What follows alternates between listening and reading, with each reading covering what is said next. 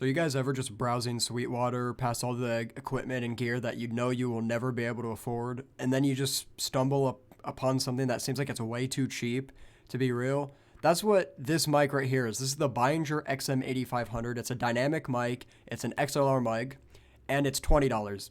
It's $20. Now, full transparency, I've known about this mic for at least a year, and I've heard some good things, but I think it's time that I finally get this mic myself, sit down, and see what the hype is about, and if you guys should actually get it or not, what it's good for. We'll go through all of that, and then I'll even probably try to show you how to mix with it if I like it. So yeah, gonna get this, and then we'll cut to when this thing shows up. Okay, what's up? I've got camera on for once, and I'm here with the Behringer XM8500, the $20 XLR mic. I literally ordered this alongside a guitar capo, whatever, because I want to learn how to play guitar again. This was literally more expensive than the mic, so yeah, it's definitely not an expensive one, and well, wouldn't you know, shocker, it sounds pretty good. It's a good mic. It's marketed as a live vocal mic, or, you know, just kind of a vocal mic in general. So any kind of live, like, vocals you need a mic up, this can definitely get the job done. Now, the problem with talking about mics and reviewing them, this isn't really a mic review. I'm kind of just talking about my thoughts on this really crazy cheap mic, is everyone has a different voice, one. So a mic like this, you know, it's a dynamic mic. It's going to react completely different to everyone's voice. So you might not like how you sound on this mic. Two, because I've known about this mic for about a year, there's a chance that some of the stuff I'm about to say about its sound and stuff is stuff I've heard from other people, but I've done the best to make this my opinion, so let me get into that. So yeah, this mic does sound really good, but I don't recommend it for everyone. Yes, it's $20. Yes, it's got a good sound. Honestly, this is the Blue Yeti I record my other videos with because I'm too lazy to set up my actual condenser mic. It has a better sound than the Blue Yeti, to be honest. Fuller, more rich. It sounds like an XLR mic that's getting help with a preamp, which is cool. Because remember, you still need an audio interface with a preamp. You need to get an XLR cable. You probably need a mic stand because you don't want to be holding it like I am. This mic doesn't come with a mic stand. If you're just trying to get a cheap mic that sounds good to talk to your friends on Discord or something, just go find a nice USB mic that's not too expensive. But if you have a podcast or something, because, you know, everyone has a podcast, I guess. I imagine you're probably looking at the Shure SM7B because that's the podcast mic, but honestly, I think you should just get this instead because you also don't need to get a cloud lifter. The Shure SM7B, its gain is so low that you probably want a cloud lifter with it. This doesn't need one. I assume you already have an audio interface, so pick up two of these, and there you go. Your podcast is ready, buddy. It's not perfect. You might have noticed if I kind of touch the cable down here, it's got a little bit of a problem with low-end rumble. Not all mics are great with this, but you got to keep that in mind, is that if you kind of grip the mic a lot or move it around, it'll pick up a little bit of that low rumbliness. Also, it's not the brightest mic. You know, dynamic mics are never that bright, especially compared to something like a condenser mic. But this one's got sort of a muddy upper range. It's nothing too bad. I'll go into FL Studio and show you how to EQ that in a little bit. But yeah, overall, very good mic. I would recommend getting it. Let's go into FL Studio. I'll show you how I would EQ my vocals with this quickly. Yeah, let's get going. All right, so we've got the vocal take I just did for that part of the video, and I'm going to show you guys how I would process the vocals with, EQ, a little bit of compression, de-esser, just so that, you know, if you're using this mic for a podcast or video editing, just how to get the best out of it, at least for what I would do for my voice, for someone who, honestly, there's probably people out there who could do this better, but this is very quick, very simple. Here's how I would do it. So I'm going to play it dry, this is what the mic sounds like with none of these effects on it. I'm going to turn the effects off. Yeah, it's definitely not an expensive one, and, well, wouldn't you know, shocker, it sounds pretty good. It's a good mic.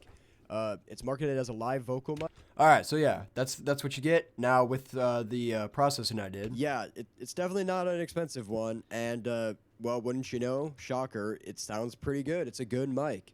I'm going to A-B it now? Yeah, it's definitely not. I'll do it a different part. Now, the problem with talking about mics and reviewing them, this isn't really a mic review. I'm kind of just talking about my thoughts on this really crazy cheap mic, is everyone has a different voice, one. So a mic like this, you know, it's a dynamic mic. It's going to react completely different to every. Okay, so I hope you can hear the difference there. Let's go through quickly what I did. So threw an EQ on. These are the moves I made. Here's what I did. So now the problem, because it's a pretty dark mic, just being a dynamic mic, wanted to give it some high boost. We have a de-esser on here, so you don't have to worry about sibilance. And honestly, the way this mic's built in general, sibilance shouldn't be too big of an issue anyways. That's generally worse on condenser mics just because of how condenser mics work. I did 2 cuts here for just frequencies in my voice that I didn't like. These will not be the same for you, but they're just frequencies that the mic picked up that I don't like in my own voice, so I tried to cut them a bit. I did a very slight boost at 1K just to try to make it a little bit clearer. Obviously, did a high pass filter right here on the lows just to get rid of this rumble of the mic. You should pretty much do that on every vocal, regardless of what mic. This little dip right here at 2 is to try to get a little bit of the plosives out, you know, like the P's and B's.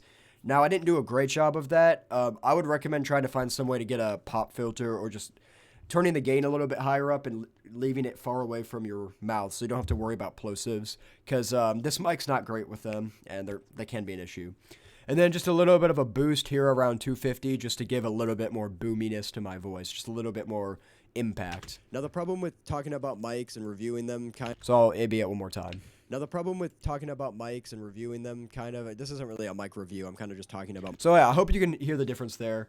I also added some light compression. This TDR Kotlinov is a very good compressor. I talked about it in one of the previous videos where I went through all of plugins that I like that are free. It's a good compressor. Now, the problem with talking about mics... There's some de-essing on there. You can just get any old de-esser plugin. This is the one that comes with the Antares suite, so this one's not free, unfortunately, but you can get plenty of free ones that do the same thing. And then finally, we got one more EQ. This is TDR Nova. It's another free EQ plugin. I use this one just because I think it does a little bit more of a softer EQ. So I just think it works as kind of a last thing to just get any other rumble out there, clean anything else up. And yeah, I mean, if you listen to it now, like, it's going to react completely different to everyone's voice. So you might not like how you... I don't think you can tell that was recorded on a $20 microphone. You know, like, it doesn't have any major problems with it. As long as you remember that it's not great with low rumble and you try to EQ that out, which again, you should pretty much do with any vocal mic anyways. And you talk far enough away from it to not have plosives be an issue, or just find a way to get a pop filter. I think there's some videos on YouTube that show like how to make a pop filter for this mic. Yeah, it's a good pickup. I'd recommend it. It's $20. Honestly, based on what everything else is doing right now in the audio world, and the kind of a lot of other stuff, the price of this might go up at some point. So I'd recommend picking it up soon if you're interested. But totally up to you. It's not perfect, but for $20, you really can't complain about this mic. So yeah, talk to you later.